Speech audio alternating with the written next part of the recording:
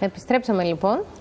Έχουμε τη χαρά να φιλοξενούμε έτσι έναν άνθρωπο από αυτούς που ξεχωρίζουν στο εξωτερικό, που τα καταφέρουν. Είναι πολλά αυτά τα παραδείγματα. Θέλαμε να τους είχαμε εδώ στην Ελλάδα, βέβαια, αλλά εντάξει. Ναι. Είναι πολλά αυτά τα παραδείγματα. Ένα από αυτά τα παραδείγματα είναι η κυρία Ζωή Μαρούδα Τζιόλα. Να είστε καλά, χρόνια πολλά. Γεια σας, κυρία Μαρούδα, χρόνια πολλά.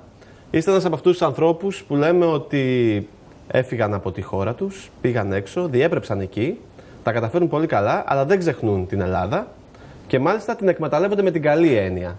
Όπως κάνετε και εσείς. Και βοηθούν και άλλους Έλληνες. Ακριβώς. Λοιπόν, πείτε μας καταρχήν πόσα χρόνια ζείτε στην Αλάσκα.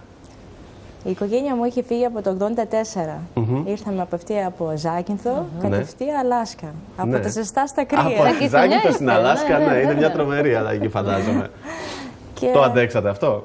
Εντάξει, εγώ ήμουν μικρή, θυμάμαι που κατεβήκαμε από το αεροπλάνο, τα χιόνια είχαν σκεπάσει εμένα, είχαν προσπεράσει, ας πούμε. Αυτή ήταν η εικόνα, δεν την ξεχνάω ποτέ. Ναι. Αλλά προσαρμοστήκατε. Ναι, τώρα εντάξει, μετά από 10 χρόνια αποφάσισα και εγώ να αποφύγω την Αλάσκα και πήγα στα ζεστά. Ξανά έφυγα για Τέξας και τελείωσα τις σπουδές μου. Και μετά επιστρέψαμε ξανά Αλάσκα. Και ερχόμαστε όσο τακτικά μπορούμε στην Ελλάδα να σταθούμε τη ζεστασιά της και την αγάπη της. Αυτό είναι αλήθεια και να το λέμε έτσι για να και εμείς που ζούμε εδώ να παίρνουμε κουράγιο.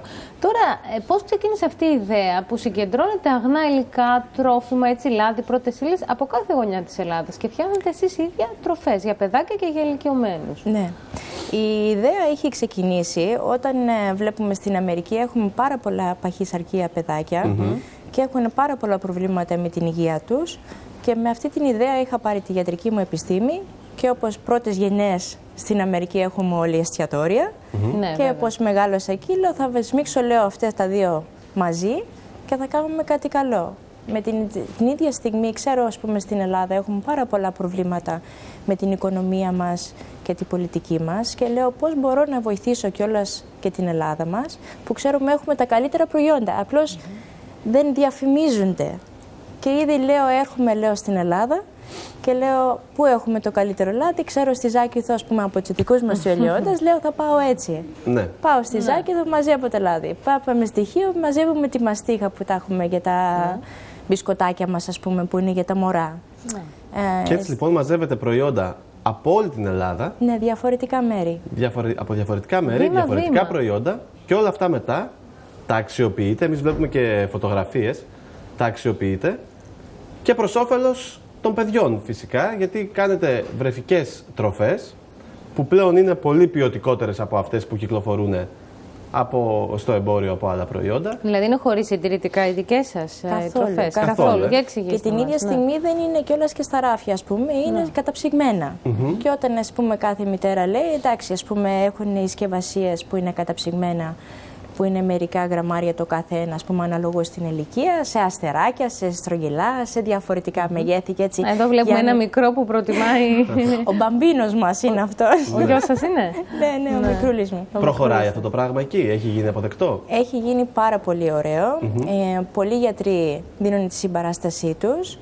Και οι γονέοι πιο πολύ, πρώτα απ' όλα, ας πούμε, πρέπει να την προσφέρει στους γονέους. Οι γονέοι ξέρουν πως έχουν καλή τροφή μέσα, ό,τι χρειάζεται το παιδί και το μωρό την ίδια στιγμή έχει καλή γεύση. Γιατί είναι πολλές φορές από τις παιδικές τροφές δεν είναι και τόσο ωραίο, δεν θέλουμε να το φάμε εμείς ήδη. Δηλαδή τρώνε έτσι τα παιδάκια, τώρα επειδή βλέπουμε και τις εικόνες και λαχανικά, γιατί τα παιδάκια τα μικρά, ξέρετε και εσείς μαμά είστε, όχι τον αρακά δεν το θέλουν, όχι τον μπρόκολο δύσκολο, κανένα καροτάκι εκεί τους ξεγελάς και... Βεβαίως, άμα έχουν ωραία νοστιμάδα, τραβιέται και όταν ξεκινήσεις ένα παιδάκι από την αρχή να του προσφέρεις φαγητά τέτοια, ας πούμε, αντί τα πατατάκια και τις κοκακόλες και τέτοια, είναι λίγο και πιο δύσκολο για να κάνουν αυτή τη μετάσταση και μετά να τον αλλάξει συνήθειες, φυσικά, έτσι είναι. Καλές αρχές. Φυσικά. Να ρωτήσω κάτι άλλο. Αυτό τώρα είναι γνωστά τα προϊόντα μας εκεί, στην Αμερική? Γνωρίζουν ότι η Ελλάδα παράγει ποιοτικά, καλές πρώτες ύλες όσον αφορά στα αγροτικά προϊόντα? Η αλήθεια είναι ή έπρεπε να το διαφημίσετε πρώτα εσείς? Δεν το ξέρανε. Δεν το ξέρανε. Δεν το ξέρανε. Τώρα έχω βάλει στη χημεία το ελαιόλαδο μας που είναι extra virgin και organic.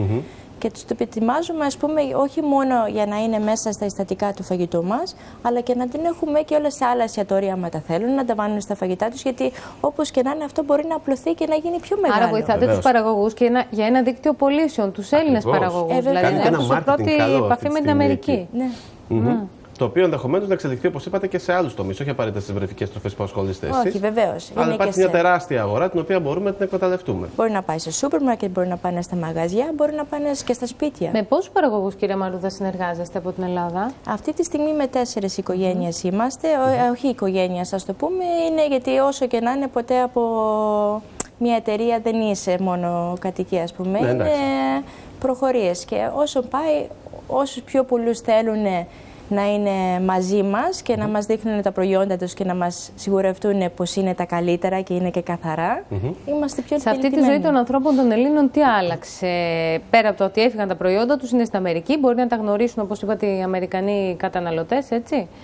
Τι άλλο άλλαξε? Τους βλέπετε ότι έχουν πιο πολύ διάθεση, δηλαδή να βελτιώσουν το προϊόν τους, έχουν όρεξη για αυτό που κάνουν? Έχουν την όρεξη και έχεις καταλάβει, ας πούμε, εκεί που είχαν κάπως ένα, πώς το λένε, sadness, δεν ξέρω, κάπως λύπηση, ας πούμε, που λένε δεν θα πουληθούν, δεν θα τα έχουμε, δεν θα ξέρεις αυτά, έχουν πάρει άλλο θάρρος και λένε ωραία, μπράβο, υπάρχει ελπίδα. Μια άλλη αγορά, φυσικά. Πάρα πολύ ωραία να το ακούμε. Πόσες φορές έρχεστε στην Ελλάδα γι' αυτό τώρα εσείς? Γιατί μάλλον το κάνετε για να βρείτε και την ευκαιρία να έρχεστε και στην πατρίδα σας, έτσι δεν είναι? Ναι, βεβαίως.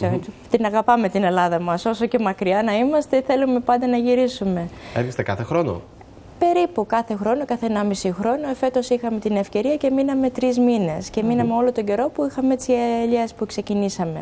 Και γυρνάτε δηλαδή όλα αυτά τα μέρη κάθε φορά για να μαζέψετε τα προϊόντα? Κάθε φορά διαφορετικά. Γιατί να καλύπτετε και άλλα. Ναι. Έτσι.